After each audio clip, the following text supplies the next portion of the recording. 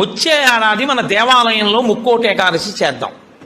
వచ్చే ఏడాది ముక్కోటి ఏకాదశి చేయడానికి నిజంగా అలా శరీరంలో పదార్థం వెయ్యకపోయినా నిలబడగలిగిన శరీరాలు ఇన్నున్నాయి.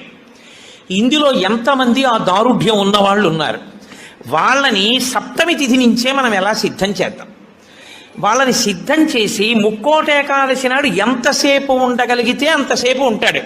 ఇక తప్పలేదు, 4 నీళ్లు గుటకలు వేయవలసి ఉంటుంది. నన్ను నమ్మండి, మీ ఉపవాసం పాడవాలి. శ్రీచక్రం టీవీ. అది పుచ్చుకోకపోతే ఈ శరీరం పడిపోతుంది. ఇప్పుడు ధర్మం ఏమైపోతుందో తెలుసా అండి? ఆమరణ నిరాహార దీక్ష శాస్త్రమునందు అత్యంత మహాపాపము. మీ శరీరం పడిపోయే వరకు మీరు మీ ఏమీ తినను ఏమీ తాగదు అని భీష్మిస్తే ఆ వ్రతఫలం ఇవ్వరు, పిశాచత్వం ఇస్తారు. అన్నం తినకుండా నీళ్లు పుచ్చుకోకుండా ఎవడైనా శరీరాన్ని పడగొడితే వాడి జీవుణ్ణి పిశాచంలోకి ప్రవేశపెడతారు.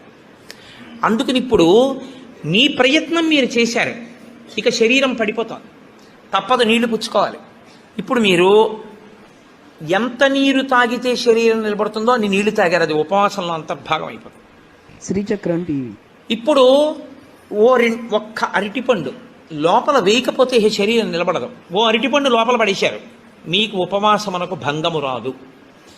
కాబట్టి గురుముఖత చాలా జాగ్రత్తగా శాస్త్రము చెప్పిన నియమములను బాగా విని అసలు దాని మీద తర్ఫీదు ఏడాది మొదలుపెట్టారనుకోండి, మీరు చాలా తక్కువ మందితో మేము ఇలా చేస్తాం అన్న సంకల్పం 1.